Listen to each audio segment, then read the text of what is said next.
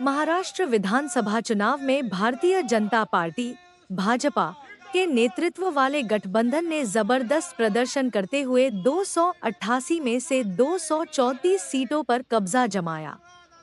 यह जीत न केवल गठबंधन की प्रभावशाली रणनीति का प्रमाण है, बल्कि जनता का सशक्त जनादेश भी है। भाजपा, शिवसेना, शिंदे गुट और एनसीपी, अजित पवार गुट के गठबंधन ने राज्य में विपक्ष को करारा झटका देते हुए ऐतिहासिक जीत दर्ज की।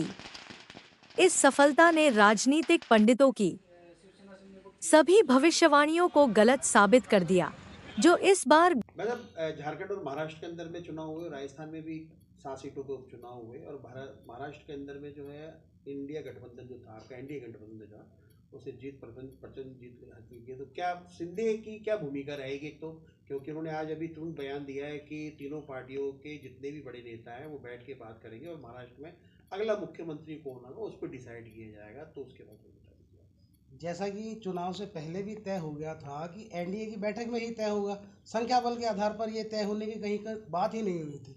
और ये जो सारा तय है, ये विषय है, ये आदरणीय नरेंद्र भाई मोदी, एकनाथ जी शिंदे, ये सब बैठकर एनडीए की विधायक दल की जो बैठक होगी उसमें तय होगा।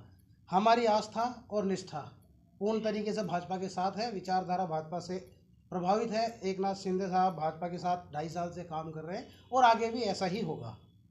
देवेंद्र फडणवीस ने कहा है कि एक रहेंगे, सेफ रहेंगे, एनडीए जिंदाबाद, या उन्होंने एक साथ में कॉलम करके भी कहा है कि भाजपा जिंदाबाद। तो क्या लगता है कि जिस प्रकार से बीजेपी को पूर्ण बहुमत तो नहीं मिला, लेकिन जितनी सीटें जीत के आई है उसके आधार पर कहीं लगता नहीं है कि देवेंद्र फडणवीस का ये बयान आपके गठबंधन के अंदर में कहीं एक प्रश्न चिन्ह सा खड़ा कर रहा हो?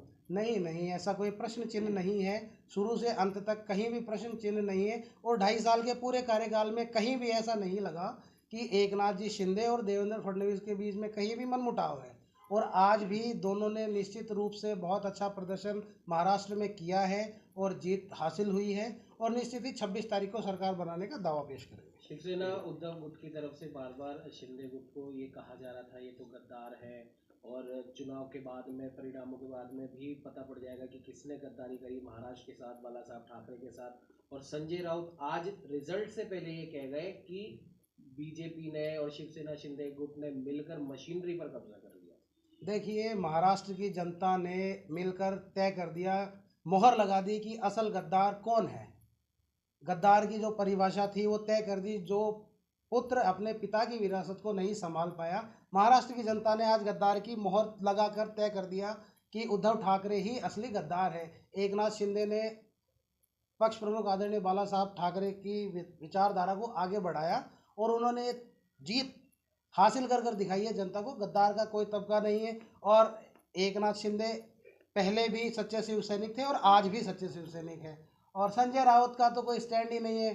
कांग्रेस में राहुल गांधी और उद्धव ठाकरे के साथ संजय राउत। महाराष्ट्र में इतनी बड़ी जीत हुई है आपकी, आप क्या मुद्दे मानते हैं जिन पर चुनाव लड़ा गया, क्या क्या फैक्टर ज़्यादा काम किया वहाँ पर? महाराष्ट्र में विकास मुद्दा था। 2.5 साल जब सरकार थी उद्धव ठाकरे की, तब वहाँ पालघर में साधुओं की हत्या हो गई, मस्जिदों से हमले होते, अजान में हमले होते, हिंदू धर्मों पे हनुमान चालीसा पढ़ने पर सांसदों पर एफआईआर होती थी, जनता देख रही थी। उन सब के विरुद्ध ये वोट हुई है और महाराष्ट्र का जो विकास का विनाश किया था उद्धव ठाकरे कांग्रेस ने मिलकर, आज ये उसका अंत हुआ है। पूर्ण रूप से आज ये अंत हो गया है कि 50 से कम सीटों पर वो सिमट कर रह गए हैं। राजस्थान में जो 7 में से 5 सीटें बीजेपी जीती है उसको किस तरीके से देखते हैं? बहुत ही अद्भुत है। पूरे देश प्रदेश और हिंदुस्तान में आदरणीय नरेंद्र भाई मोदी जिस तरीके से काम कर रहे हैं, पूरा प्रदेश, पूरा देश उनको सर्वसम्मति से नेता मानता है और ये उन्हीं की जीत है।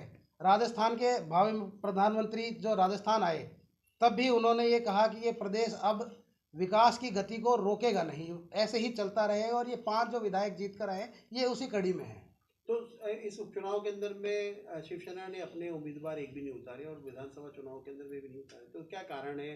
क्या लगता है कि यहाँ पे शिवसेना जो शिंदे है उनका क्या वर्चस्व जी नहीं है? क्योंकि बाला साहब ठाकरे का तो पहले भी चुनाव लड़ते हुए आए थे और कई उनके संगठन भी थे। क्या लगता है कि अब धीरे धीरे शिवसेना शिंदे अपना वर्चस्व जो है खोते जा रही है या उसे वापस खड़ा करने के प्रयास में है? देखिए, शिंदे साहब ने अपना इंटरव्यू में भी कहा था कि वो पार्टी बढ़ाने के पक्षधर है। उद्धव ठाकरे पार्टी बढ़ाने के पक्षधर ही नहीं थे। और हिंदुत्व की पार्टी है शिवसेना, पूर्ण रूप से हिंदुत्व पे काम करती है।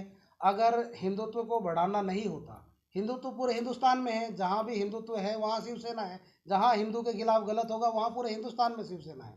ऐसा नहीं है। और बाला साहब ठाकरे की जो शिवसेना है अभी 2.5 साल से शिंदे साहब के पास में है। अब शिंदे साहब को 2.5 साल में उन्होंने इतना अच्छा करके दिया है, अब आगे इसका विस्तार ही होगा, ये कम नहीं होगी, निश्चित रूप से आप मानकर चलें। एक लास्ट सवाल है, बिल्कुल उसका छोटा जवाब।